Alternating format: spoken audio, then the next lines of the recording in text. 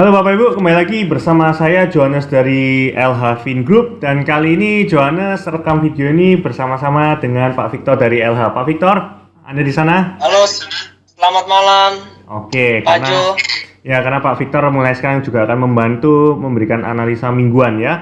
Sebelumnya ke Johannes mohon maaf untuk minggu lalu memang kita sengaja tidak ada rekaman karena memang tidak ada perubahan fundamental yang signifikan dan seperti Anda bisa tahu posisi kita memang sedang idle, yaitu buy and hold natural gas saja. So, hari ini kita kembali rekam untuk pada tanggal 18 Juni 2020. Seperti yang Bapak Ibu bisa lihat, account Johannes kali ini turun tentunya karena natural gas kita pasti tahu turun cukup banyak, balik lagi ke level 1,6 dan nanti kita akan bahas itu.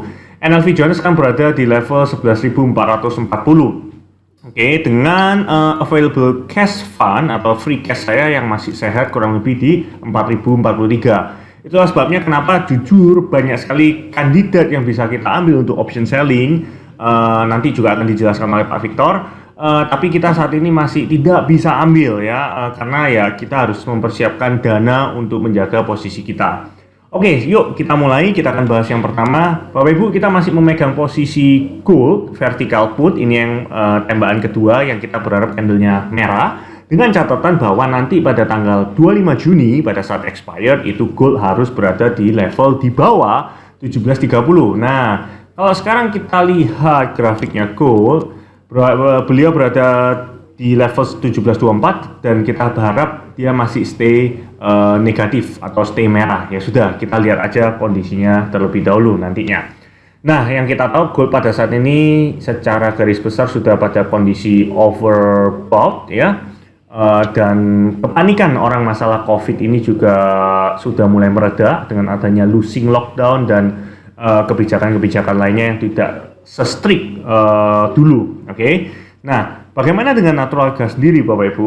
Natural gas seperti Anda bisa lihat harganya kurang lebih beberapa hari terakhir, mungkin minggu ini ya, itu dari minggu lalu masih cukup stabil, kurang lebih di daerah 1,7, 1,8. Minggu ini kita benar-benar kena cukup lumayan Bapak Ibu. Dia kembali lagi ke level 1,6, which is it's been support levelnya untuk beberapa waktu. Setelah kena 1,6 balik, 1,6 balik. Nah, yang perlu Anda Bapak Ibu tahu apa yang terjadi di sektor natural gas, ini yang Johannes ingin bahas ya. So, kalau kita bicara tentang fundamental, core fundamental yaitu antara supply dan demand, nah kita percaya bahwa fundamentalnya masih bullish walaupun tidak bullish banget. Nah, anomali, memang terjadi anomali. Anda bisa lihat even analis internasional pun mereka juga bilang fundamental are bullish but the price is going down.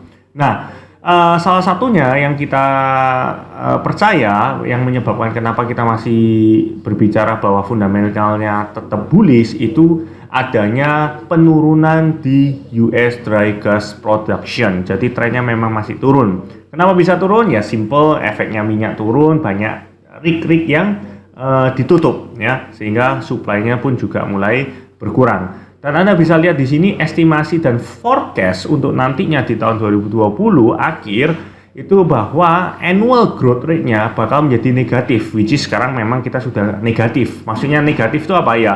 Dibandingkan tahun lalu itu production-nya itu lebih rendah. Nah, dan forecast-nya so far kita percaya negatifnya bakal lebih parah sampai menyentuh 5%, tapi masih forecast. Forecast itu bisa benar, bisa salah. Nah, tapi selanjutnya kenapa sempat juga naik? Karena ada ekspektasi banyak weather model. Seperti yang kita ketahui, mungkin Pak Victor juga suka melakukan analisa weather forecast. Ya, menurut Pak Victor sendiri bagaimana kalau masalah weather forecast ini? Tingkat akurasinya. Ya, sebelumnya kan memang kita lihat bahwa ada pemanasan global kan, di mana cuaca tersebut lebih panas dari biasanya, tetapi betul. Setelah weather forecast itu mendekat di hari yang minggu yang lebih dekat, ternyata berubah menjadi normal saja, jadi tidak terlalu panas ternyata. Oke, dan market mungkin saat ini sedang price in yang updated versinya itu ya Pak Victor ya? Iya, betul sekali. Ya, jadi seperti Anda lihat ekspektasi kita ini warmer than normal. Ingat Bapak Ibu, kalau cuacanya lebih panas, maka cooling demand itu pasti lebih tinggi. Cooling demand lebih tinggi, electricity pemakaiannya juga bakal lebih tinggi. Nah, ternyata kenyataannya seperti yang Bapak bisa lihat, namanya Mother Nature itu benar-benar tidak bisa diprediksi ya. Dan Anda juga bisa lihat ini data dari EIA ya Pak Victor ya. Iya. Nah, betul. ini mungkin bisa dijelaskan Pak Victor. Gimana ini Pak? Ya, kalau dari sini kita lihat penurunan dalam penggunaan natural gas dikarenakan corona dan penutupan banyak industri, banyak restoran, banyak office.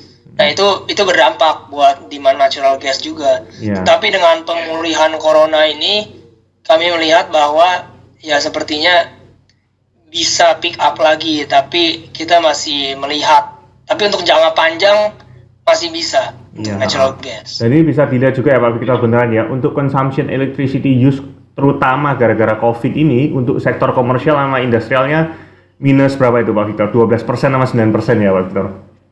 Iya betul. Yes. Ya khususnya di komersial kan kita tahu mall tutup, lalu restoran tutup, apalagi ya semua tutup. Kena kerusuhan ya di US ya Pak Victor? Iya betul sekali. Yes. Tuh. Ya moga-moga corona cepat berakhir. Oke. Nah, data ini sesuai Bapak Ibu sehingga karena pemakaian electricity-nya itu berkurang dan kita tahu salah satu sumber pembangkit listriknya itu dari natural gas. Anda juga bisa lihat di sini. Nah, ini yang bikin natural gas turun. Power burn itu tiba-tiba turun ya, bahkan di bawah rata-ratanya sampai level sini. Ya. So, tapi tetap kita ada ekspektasi di musim summer ini tren power burn-nya masih tetap naik ya. Cuma kalau memang ternyata pemakaian power burn-nya walaupun naik tapi di bawah rata-ratanya ya itu tetap artinya masih bearish. So, kita masih tetap wait and see untuk aset natural gas karena kita tahu ternyata yang menyebabkan penurunan harga natural gas itu bukan change of core fundamental, itu adalah sektor weather ya. Sedangkan sektor weather ini memang di momen-momen seperti ini itu sangat sensitif banget terhadap harga pasar. Oke. Nah, sekarang kalau kita mau bicara di luar dua posisi yang kita pegang, kita sebenarnya ada dua kandidat atau bahkan mungkin 3 ya kandidat bagus Pak Victor ya. Kandidat ini kita satu pasti fokusnya kita cari yang IV-nya tinggi. Kenapa? Karena IV-nya tinggi itu give us extra safety karena kita bisa ambil strike yang lebih jauh dengan tingkat return yang masih oke. Yang pertama crude oil, yang kedua hoax nanti akan dibawakan Pak Victor juga. Yang ketiga adalah soybean. Soybean sudah kita jelaskan di OSTV, tapi ada satu poin yang mudah dimengerti tapi penting banget yang perlu Bapak Ibu tahu. Nah, kalau kita bicara tentang crude oil nih sekarang Pak Victor, terakhir kalau Anda boleh lihat gimana OPEC agreement-nya gimana? Apakah ada change of policy gitu Pak Victor? Yang saya lihat sih Saudi dan Rusia mau melanjutkan crude oil cut production. Mereka ingin melanjutkan sampai akhir tahun 2020. Oke. So, itu setidak-tidaknya kalau mungkin kita bermain option yang sisa 2 bulan atau 3 bulan, itu masih sangat cukup aman ya dengan fundamental yang ini ya Pak Victor? Iya, dan bila lockdown sudah buka, harusnya ekonomi normal kembali, ya penurunan demand crude oil tidak separah bulan-bulan sebelumnya. Oke, itu cukup setuju ya, kita cukup setuju. Jadi kita tidak begitu optimis atau yakin minyak pasti naik kenceng, enggak. Tetapi kalau mau turun kenceng ini kayaknya resistensinya banyak banget ya. Iya, betul, seperti itu. Oke, dan apalagi kalau lockdown sudah mulai easing, otomatis lagi-lagi consumption bensin itu mulai recover. Nah, kalau consumption bensin mulai recover, otomatis bahan dasarnya, minyak mentah, demand-nya juga akan recover juga. Nah, ini juga udah dibantu dibuatkan oleh Pak Victor. Kita bisa melihat recovery masalah gasoline. Nah, sebentar saya kasih lihat mana grafiknya. Nah, ini. Nah ini Bapak Ibu, Anda bisa lihat di sini. Gasoline demand-nya mulai naik ya, sehingga refinery operating rate-nya juga mesti naik. Dan kalau under normal business activity, ini trennya at least masih naik sepanjang summer sampai puncaknya nanti di bulan Agustus September. So, if you do sell put option untuk crude oil, it's still very very safe. Oke, dan Anda bisa cek sendiri, tapi pastikan jangan lupa khusus crude oil Anda tidak boleh naked option selling. Anda harus melakukan sell put CL dengan credit spread. Ya, Anda bisa lihat sendiri mungkin di sini premi optionnya untuk crude oil sendiri sekarang harganya di 38,61. I think any strike below 30, di bawah 30 itu masih dalam kategori cukup aman. Anda ambil yang sisa 60 hari dengan tingkat IV yang masih cukup oke, tinggi ini, tinggi banget 166. Katakan Anda ambil di level 26 ya. Anda ambil level di 26, Anda kunci langsung katakan dengan langsung di 19. Oke, yang 19 Anda bayar 28, it's okay. Tetapi yang di 26 Anda terima 57. Otomatis netnya Anda masih menerima kurang lebih hampir 29 poin atau 300 dolaran untuk per satu aset ya. Nah, kalau Anda naked itu marginnya bisa 4.700, Anda bisa cek sendiri nanti di Interactive Brokers. Tapi itu rawan, rentan bisa bengkak. Nah, tapi kalau Anda menggunakan credit spread itu margin yang diminta I think less than 2,000. Terakhir Johannes cek itu 1.700 ya. So ROM, return on marginnya masih bagus. Tetapi tolong gunakan standar LH untuk margin kita tetapkan di 2.000 atau 2.500 kalau Anda menggunakan credit spread untuk crude oil. Oke. Nah, selain crude oil, mungkin Pak Victor juga bisa membantu kita dalam masalah soybean ya Pak Victor ya tadi ya? Iya, Nah, soybean. soybean sendiri bagaimana Pak outlook-nya untuk secara fundamental? Apa yang perlu kita Iya, perhatikan? sejak dampak trade war kemarin, sepertinya farmer sudah mulai antisipasi bahwa perang dagang terus berlanjut. Makanya dari sana untuk mencegah resiko kebanyakan planting, malahan tahun ini soybean planting cukup rendah dibandingkan tahun-tahun sebelumnya. Iya, makanya kalau dilihat dari stock usage ratio, dia menyerupai dengan tahun-tahun 2016 sampai 2018. Harusnya kalau dari ending stoknya, harga wajarnya seperti tahun-tahun tersebut. Oke, masuk akal, sangat masuk akal Bapak Ibu. Dan Bapak Ibu bisa Anda lihat seperti yang dikatakan Pak Victor, stock usage rasionya kali ini untuk tahun 2020-2021 cuma 9,1% ya Pak Victor, benar ya ini? Betul. Dan ini adalah fakta dan kita dapat datanya dari USDA. So, oke, sekarang kita lihat bagaimana perbandingan harga soybean untuk tahun 2020 dibandingkan tahun 2016-2017 di mana kondisi saat ini menyerupai seperti tahun itu. Nah, kalau Anda bisa lihat soybean untuk tahun 2016-2017 kita buat monthly biar kelihatan lebih jelas. Oke, ini adalah kondisi 2016 dan 2017 ya.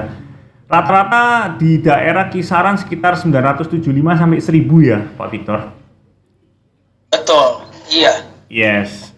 So untuk saat ini rekomendasi yang kita mau lakukan untuk soybean apa, Pak Victor? Saya lebih prefer ke sell put, Pak. Sell put Iya. ya. Oke. Iya, karena pada saat ini soybean belum build weather premium. Jadi di bulan Juni Juli ini harusnya ada kenaikan biasanya. Oke. Iya. Nah, Bapak Ibu itu sesuai arahan kita dari Option Selling TV. So, buat Anda yang masih udah telat untuk sell put atau Anda sudah sell put terus Anda merasa profit sekarang Anda mau strangle doing sell call, kemungkinan jangan dulu karena fundamentalnya cukup jelas untuk bullish. Jadi tetap pertahankan sell put Anda. Kalau Anda memang belum masuk, mau nggak mau Anda harus sabar dan tunggu. Siapa tahu ada koreksi. Pokoknya setiap kali ada timing koreksi turun, Anda boleh melakukan sell put. Oke? Nah, selain sell put, di sektor ZS kita ada kandidat lain yang terakhir itu juga yang sama-sama berpotensi, itu adalah sektor hoax. Mungkin Pak Victor bisa menjelaskan masalah tentang production-nya saat ini, bagaimana Pak Victor? Iya, kalau kita lihat dari global pork production tahun ini ya, dunia sangat-sangat kritis akan stok pork. Iya, tetapi yang pertanyaannya adalah sampai sekarang kenapa harga US pork masih begitu rendahnya dan mungkin termurah di dunia. Iya, masalahnya satu, di domestik demand-nya sendiri gara-gara corona. Tetapi yang saya percaya, bila memang lockdown sudah easing, semuanya sudah mulai recovery lagi, harusnya secara normal harga hog harus sudah rebound. Dikarenakan slaughter sudah mulai balik ke semula, plant-plant pemotongan yang sebelumnya ditutup sudah mulai buka kembali, dan restoran-restoran juga sudah mulai buka. Ya pelan-pelan kita bisa melihat itu recover. Apalagi sekarang adalah musim summer di mana harga hog harusnya yang paling tinggi-tingginya karena adalah musim barbecue season. Ya, seasonal demand ya. Nah, tapi kenapa kok harga pork saat ini cukup rendah ya Pak Victor ya? Itu karena kemungkinan kalau kita lihat dari data yang Pak Victor berikan ini storage-nya memang saat ini lagi tinggi ya? Iya, karena domestic demand-nya belum terlalu pulih, Pak. Jadi storage-nya masih tinggi karena tidak ada konsumsi. Apakah berarti kalau kita lihat charting hog saat ini dengan kondisi stok yang begitu tingginya, apakah hog ini bakal akan turun terus atau mungkin data fundamental ini mungkin sudah price in ke pasar atau bagaimana menurut Pak Victor? Harusnya sih kalau saya lihat sudah price in ke pasar, sudah mulai bottom, dikarenakan harga hog sudah lebih rendah dari tahun sebelumnya, sedangkan storage sudah sama kalau kita lihat dengan tahun sebelumnya juga. Iya, oke, make sense ya. Oke, buat Bapak Ibu yang pernah mengikuti weekly analisa video kita sekitar 2 bulan yang lalu, kita juga sempat merekomendasikan untuk sell put ya, Pak Victor ya. Nah, iya, betul. Ini ibaratnya kita dapat kesempatan kedua ya. Kita kapan sempat rendah kita sell put, sempat naik, sekarang balik lagi ke sini. So ini cukup bisa dikatakan multi year slow ya. Jadi Anda bisa melakukan sell put HE juga karena di antara komoditas lain Johannes sudah cek HE IV-nya juga lumayan cukup bagus. Nah, untuk HE sendiri kita rekomen ya nggak usah pakai feeling ya, kita semua ada sistem, ada SOP, ada rule yang harus kita lakukan. Pemilihan strike-nya bagaimana Pak? Saya nggak mengerti hog ya. Otomatis simple, SOP kita selalu stand at winning probability minimum 85%. So Anda lakukan aja sell put di 40. Nah, sell put di 40 ini kurang lebih Anda bisa dapat 600 poin ya. Setiap 100 poinnya itu nilainya $40 sehingga preminya secara dollar value Anda bisa mengantongi $240 dan margin yang dibutuhkan itu less than 2000 ya, dan ini expiration date-nya kurang lebih 57 hari. Oke, so dari kita mungkin update untuk minggu ini seperti ini. Terima kasih banyak Pak Victor atas infonya, kami sangat menghargai dan kita akan lakukan ini untuk sama-sama Pak Johannes minggu depan laginya. Oke, thank you Pak Victor. Ya, terima kasih.